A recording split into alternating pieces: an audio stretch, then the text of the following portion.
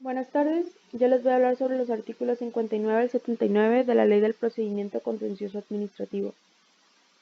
Iniciaremos hablando de la reclamación. Este recurso va a proceder contra las resoluciones del magistrado instructor que admitan, desechen o tengan por no presentada la demanda, la contestación, la ampliación de ambas o alguna prueba, las que decreten o integren el sobreseimiento del juicio antes del cierre de instrucción o aquellas que admitan o rechacen la intervención de un tercero. Esta se va a interponer ante la sala o sección respectiva dentro de los 10 días siguientes a aquel que surte efectos la notificación. Una vez interpuesto este recurso, se va a ordenar correr traslado a la contraparte por el término de 5 días para que exprese lo que su derecho convenga, y dará cuenta a la sala para que resuelva en el término de 5 días. No será necesario dar vista a la contraparte cuando la reclamación se interponga contra el acuerdo que sobresea el juicio, y sea antes de que se hubiere cerrado la instrucción en caso de desistimiento del demandante.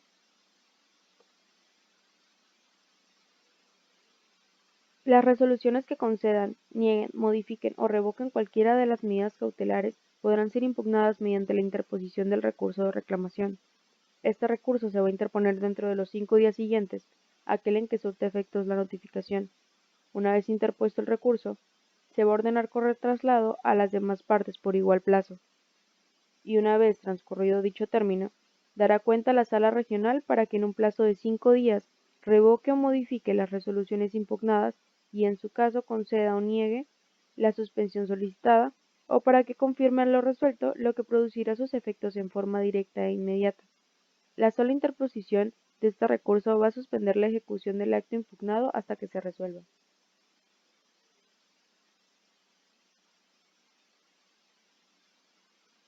Las resoluciones que decreten o nieguen el sobreseimiento y las sentencias definitivas que emitan podrán ser impugnadas por la autoridad a través de la unidad administrativa encargada de su defensa jurídica o por la entidad federativa coordinada en ingresos federales correspondiente, interponiendo el recurso de revisión ante el Tribunal Colegiado de Circuito competente en la sede del Pleno, sección o sala regional, mediante escrito, dentro de los 15 días siguientes a aquel en que surte efectos la notificación, siempre que sea de una cuantía que exceda de 3.500 veces el salario mínimo general diario del área geográfica, vigente y que esté vigente al momento de la emisión de la resolución o sentencia.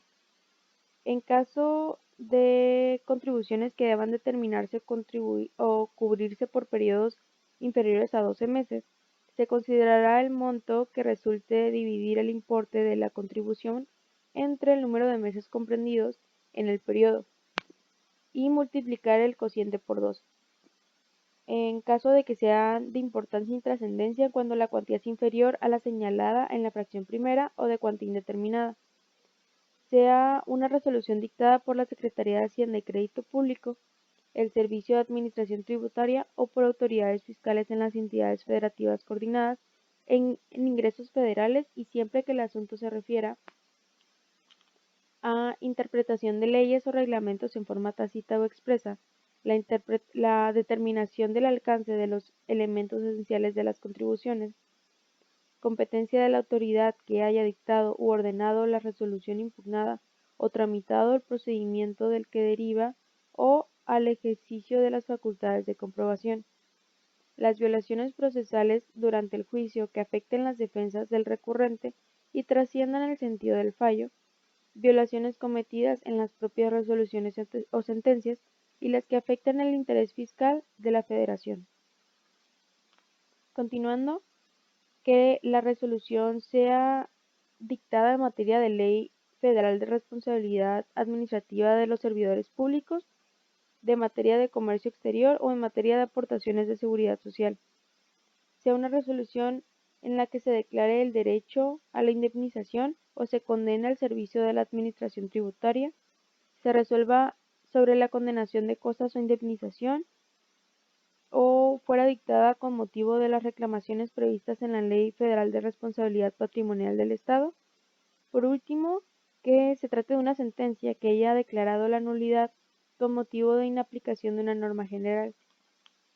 En todos los casos mencionados en este artículo, la parte que obtuvo resolución favorable a sus intereses puede adherirse a la revisión interpuesta por el recurrente dentro del plazo de 15 días contados a partir de la fecha en la que se notifique la admisión del recurso expresando los agravios. La adhesión del recurso sigue a la suerte de lo procesal en este caso.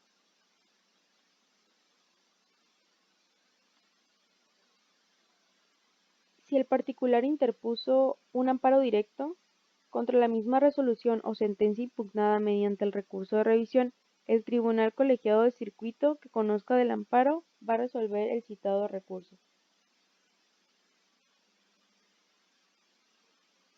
Las notificaciones a los particulares y a las autoridades en el juicio deberán realizarse por medio del boletín jurisdiccional. Se realizará la notificación a más tardar el tercer día siguiente a aquel en que el expediente haya sido turnado al actuario para este efecto. Deberá ser enviado cuando menos con 3 días de anticipación a la publicación del acuerdo, resolución o sentencia. Las notificaciones electrónicas, a las que se entenderán realizadas con la sola publicación en el boletín, del boletín en el boletín jurisdiccional. Los particulares y las autoridades, mientras no se hayan realizado la notificación por boletín jurisdiccional, podrán apersonarse en el tribunal para ser notificados personalmente.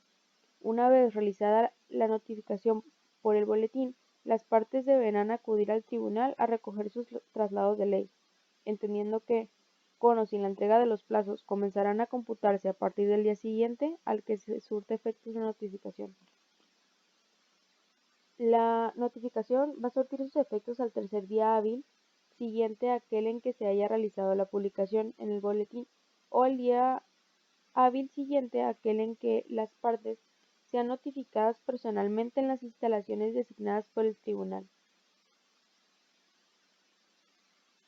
La lista de autos o resoluciones dictados por un magistrado o sala que se publicará en el boletín jurisdiccional deberán indicarse la denominación de la sala y ponencia del magistrado que corresponda, el número de expediente, la identificación de las autoridades a notificar y en términos de la normatividad aplicable en materia de protección de datos personales, en su caso, el nombre del particular, así como una síntesis del auto, resolución o sentencia.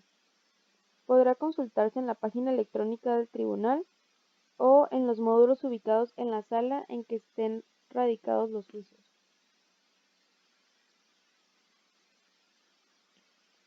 Las notificaciones únicamente deberán realizarse personalmente o por correo certificado con acuse de recibido cuando la que corra traslado de la demanda en el caso del tercero, así como el emplazamiento del particular en el juicio de lesividad a que se refiere el artículo 13, fracción tercera de esta ley, y la que se mande citar al testigo que no pueda ser presentado por la parte oferente. En los demás casos, las notificaciones deberán realizarse por medio de boletín jurisdiccional y una vez que las partes y el testigo se apersonen en el juicio y el perito haya comparecido para aceptar la protesta del cargo, deberán señalar la dirección de correo electrónico. El magistrado instructor podrá excepcionalmente ordenar la notificación personal por oficio o por correo certificado con acuse de recibido a las partes, atendiendo a la situación concreta de cada una, para lo cual deberá fundar y motivar esa determinación en el acuerdo respectivo. El actuario deberá asentar razón de las notificaciones por boletín jurisdiccional, de las notificaciones personales o del envío por correo certificado. Los acuses de recibido del correo certificado se agregarán como constancias al expediente. Al actuario que sin causa justificada no cumpla con esta obligación, se le impondrá una multa y en caso de reincidencia será destituido y sin responsabilidad para el Estado. Las notificaciones surtirán efectos el día hábil siguiente a aquel en que fueren hechas. La notificación personal o por correo certificado con acuse de recibido también se entenderá legalmente efectuada cuando se lleve a cabo por cualquier medio por el que se pueda comprobar fehacientemente la recepción de los actos que se notifiquen. Una notificación emitida o irregular se entenderá legalmente hecha a partir de la fecha en que el interesado se haga sabedor de su contenido. De los exhortos. Las diligencias de notificación o en su caso del desahogo de prueba que deban practicarse en región distinta de la correspondiente a la sede a la sala regional en la que se instruya el juicio, deberán encomendarse en primer lugar a la ubicación en aquella, y en su defecto al juez magistrado del Poder Judicial Federal. Los exhortos se despacharán al día siguiente hábil a aquel en que la actuaría reciba el acuerdo que los ordene. Los que reciban se proveerán dentro de los 3 días siguientes a su recepción y se diligenciarán dentro de los 5 días siguientes, a no ser que ella, de practicarse, exija necesariamente un mayor tiempo. Una vez diligenciado el exhorto, la sala deberá remitirlo con la constancia que acredite el debido cumplimiento de la diligencia practicada en auxilio a la sala requiriente. Las diligencias de notificación o de desahogo de alguna de las pruebas que deban practicarse en el extranjero deberán encomendarse al consulado mexicano más próximo. El cómputo de los plazos se sujetará a las reglas siguientes. En primera empezarán a correr a partir del día siguiente, aquel en que surta efectos la notificación. 2. Si están fijados en días, se computarán solo los hábiles. Tercero, si están señalados en periodos o tienen una fecha determinada para su extinción, se comprenderán los días inhábiles. No obstante, si el último día del plazo o la fecha determinada es inhábil, el término se prorrogará hasta el siguiente día hábil. 4. Cuando los plazos se fijen por mes o por año, en el primer caso, el plazo vence el mismo día del mes del calendario posterior a aquel en que se inició, y en el segundo caso, el término vencerá el mismo día del siguiente año del calendario aquel en el que inició. Las tesis sustentadas en las sentencias pronunciadas por el Pleno de la Sala Superior constituirán precedente una vez publicadas en la revista del Tribunal, así como las tesis sustentadas en las sentencias de las secciones de la Sala Superior, siempre que sean aprobadas cuando menos por 4 de los magistrados integrantes de la sección de que se trate y sean publicadas en la revista del Tribunal. Para fijar jurisprudencia, el Pleno de la Sala Superior deberá aprobar 3 precedentes en el mismo sentido, no interrumpidos por otro en contrario, y siempre que se aprueben 5 precedentes no interrumpidos por otro en contrario. En caso de contradicción de sentencia interlocutoria o definitiva, cualquiera de los magistrados del tribunal o las partes en los juicios en las que tales tesis se sustentaron podrán denunciar tal situación ante el presidente del tribunal para que éste haga del conocimiento del Pleno, el cual, con un quórum mínimo de 7 magistrados, decidirá por mayoría la que debe prevalecer constituyendo jurisprudencia. La resolución que pronuncie el Pleno del Tribunal solo tendrá efectos para fijar jurisprudencia y no afectará las resoluciones dictadas en los juicios correspondientes. El Pleno podrá suspender la jurisprudencia cuando en una sentencia o en una resolución de contradicción de sentencias resuelva en sentido contrario a la tesis de jurisprudencia. La sección de la Sala Superior podrá apartarse de su jurisprudencia siempre que la sentencia se apruebe por lo menos por 4 magistrados integrantes de la sección, enviando al presidente del tribunal copia de la misma, para que la haga de conocimiento del Pleno, y éste determine si procede que se suspenda su aplicación. Los magistrados de la Sala Superior podrán proponer al Pleno que suspenda su jurisprudencia cuando haya razones fundadas que lo justifiquen. Las salas regionales también podrán proponer la suspensión expresando sus razones al presidente del tribunal. Las salas del tribunal están obligadas a aplicar la jurisprudencia del tribunal, salvo que ésta contravenga jurisprudencia del Poder Judicial Federal. Cuando se conozca que una sala del tribunal dictó una sentencia contraviniendo la jurisprudencia, el presidente del tribunal solicitará a los magistrados que hayan votado a favor de dicha sentencia un informe, para que éste lo haga del conocimiento del Pleno y una vez confirmado el incumplimiento, el Pleno del tribunal los apercibirá. Esto es todo por mi parte. Muchísimas gracias por su atención.